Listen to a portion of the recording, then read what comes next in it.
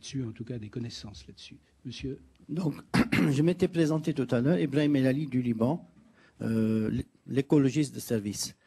Ce n'est pas un témoignage que je veux faire maintenant, c'est une série de questions, mais précises. Est-ce qu'elles sont liées parce que le temps... Mais elles sont liées, elles sont précises. Est-ce que, on voit bien la disparition des ressources halieutiques dans le monde entier. Est-ce que dans l'Arctique, il y a un projet de faire une réserve, comme c'est un patrimoine de l'humanité, de réserve? Ça, c'est la première question. Deuxième question qui concerne vraiment défense et environnement.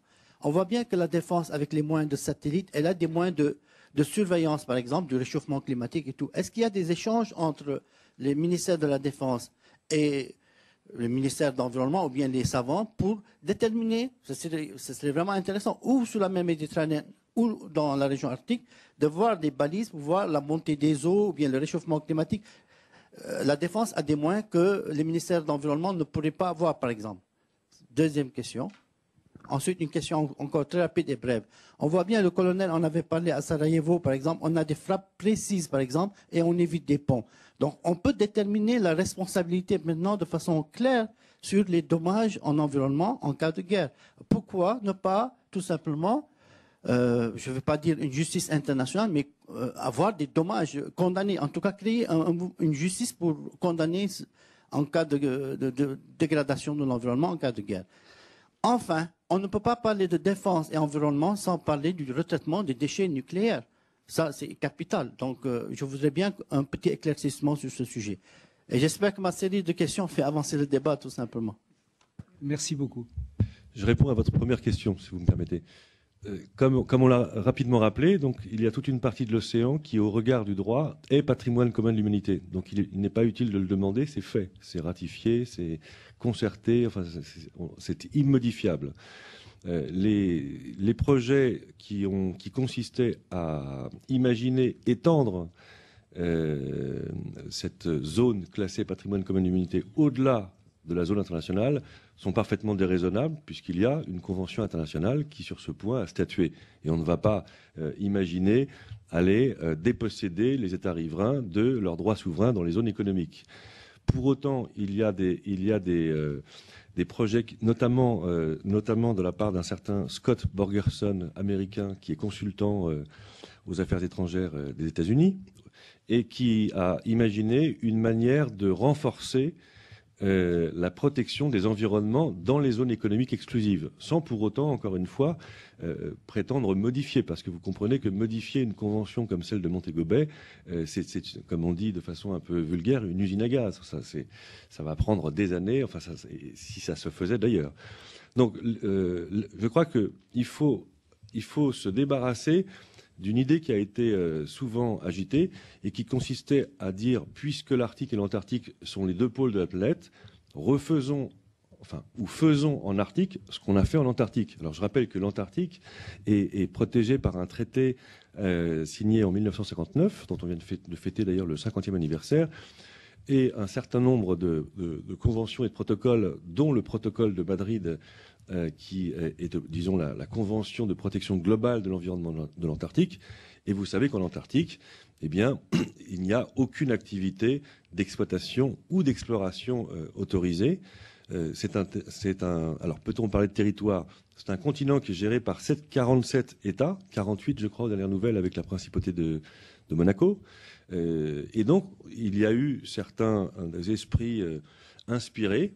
J'avoue que j'avais moi-même tendu l'oreille à l'époque, puisque c'était un sujet encore un peu flou, qui disait faisons en Arctique ce qu'on a fait en Antarctique. Les deux situations, à la fois du point de vue géographique, un continent entouré par un océan, l'Antarctique, un océan entouré par 5 États, non pas souverains, mais en tout cas 5 États. Ce sont deux donnes différentes, et je voudrais juste rappeler un mot d'esprit que Michel Rocard affectionne particulièrement, puisque vous savez qu'il a été donc à l'origine de l'ouverture des négociations qui ont conduit au protocole de Madrid et au refus de la France et de l'Australie, avec son homologue de l'époque Robert Hawke, de ne pas ratifier la convention de Wellington qui prévoyait d'ouvrir l'exploitation minérale de l'Antarctique. Et ce coup a réussi, puisque le protocole de Madrid est maintenant largement en vigueur. Et quand on demandait à Michel Rocard pourquoi ne pas imaginer que ce que vous avez réussi à faire sur l'Antarctique, vous le feriez sur l'Arctique, il dit, ben oui, mais en Antarctique, il n'y a pas d'électeurs, il n'y a que des manchots. Voilà. Et on peut rappeler d'ailleurs aussi que le traité de l'Antarctique, et notamment le protocole de Madrid et 91, exclut toute militarisation et toute activité militaire. Donc on est hors du champ de notre sujet d'aujourd'hui. La question défense et environnement ne s'applique pas à l'Antarctique puisque c'est démilitarisé. Et d'ailleurs, pour les questions économiques, même j'ai vu qu'on peut rappeler que les ressources, l'exploitation des ressources interdites et toute activité dans l'Antarctique, chaque pays qui les met en œuvre doit prouver que ce n'est pas une atteinte à l'environnement, justement. Donc, vous voyez, comme c'était un continent totalement préservé. Et on peut le dire, Dieu merci. Et la seule activité économique qui s'y passe aujourd'hui, c'est-à-dire le tourisme, est de plus en plus réglementée, parce qu'elle s'est développée de façon aussi un peu inopinée. On ne s'attendait pas à ce que ça se développe aussi vite. Et là, c'est les Américains qui ont quand même marqué un appel très fort lors du 50e anniversaire du traité que Laurent évoquait, en demandant à ce qu'on limite la taille des bateaux, les débarquements, etc. Je crois qu'il y avait d'autres questions aussi. Sur les déchets nucléaires et sur les moyens mis en place. Sur les moyens en place,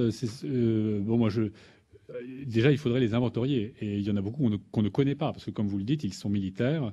Mais en revanche, ce qui est clair, c'est que tout le monde prend conscience qu'il faut utiliser ces moyens. Il y a des moyens disponibles et qu'il faut aussi donc il faut accepter de les ouvrir, de les échanger et d'avoir des systèmes qui peuvent coopérer entre eux. C'est pas uniquement des institutions, des personnes, mais c'est aussi des systèmes. Aujourd'hui, les trois grands systèmes satellitaires qui ont le plus de données sont américains, russes et européens. Bon, il faut les mettre un peu en réseau sur l'Arctique, mais ce serait compliqué, ça va prendre du temps. Mais en revanche, les consciences se réveillent là-dessus. Et sur les déchets nucléaires, oui, il va bien falloir les retraiter. Il y a des tas de personnes qui sont prêtes à aider les Russes, parce qu'en l'occurrence, c'est un problème aujourd'hui qui est russe. Ceci dit, il n'est pas non plus uniquement russe, parce que les Américains ont eu des petits problèmes, même si ça remonte à un certain nombre d'années, au Groenland, notamment pas loin de la base de Thulé, qui a été une base nucléaire au début de la guerre froide. Et il y a quand même eu, et c'est toujours dans les eaux, un accident d'avion qui transportait des bombes nucléaires. Mais il faudrait déjà savoir ce qui s'y trouve. Pour le moment, on ne le sait même pas. Personne n'a été autorisé à se rendre en Nouvelle-Zélande ou en Sibérie avec un compteur Gégère. Donc, on ne sait pas ce qu'il y a. Mais on sait qu'il y a beaucoup. Et évidemment, c'est un sujet. C'est un sujet qui est aussi présent dans l'esprit des Russes. Il ne faut pas non plus penser que ils sont conscients de ce problème, qu'il va bien falloir le traiter et qu'il est très compliqué à traiter et qu'il y a aussi un effort d'ouverture et de partage d'informations à faire là aussi, parce que ils ne feront pas les investissements seuls pour retraiter tout ça. Je voudrais juste ajouter un mot, pardon, si je suis trop long, vous me le dites. L'un des problèmes qui se pose en ce moment en Arctique, je regardais avec beaucoup d'attention la carte que vous avez apportée. L'un des problèmes qui se pose aujourd'hui, justement, est la mise en partage des données. J'ai assisté à une conférence qui a été organisée dans le cadre de la présidence française de l'Union européenne à Monaco sur précisément la coopération scientifique en Arctique. Et donc tous les scientifiques s'accordaient pour dire qu'il fallait mettre en commun les données, les observations, de façon à arriver au moins à un tableau commun des choses. Parce que, comme par hasard, lorsqu'on regarde les cartes disponibles, eh bien, il y a toujours des zones aveugles que je préfère ne pas citer, mais il y a toujours des zones sur lesquelles la définition est très très faible, sur lesquelles nous avons très peu d'informations.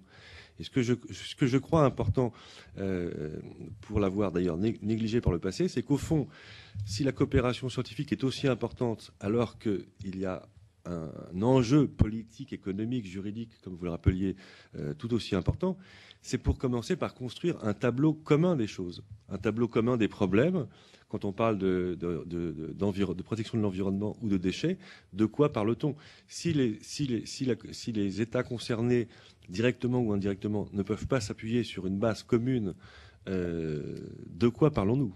Et donc, l'enjeu politique, un des enjeux politiques aujourd'hui, c'est l'information, c'est-à-dire la mise en partage d'une information qui aujourd'hui est en quelque façon non pas secret industriel, mais qui est quand même un peu chasse gardée. Et ça, c'est un vrai problème, me semble-t-il, de grande importance. Voilà.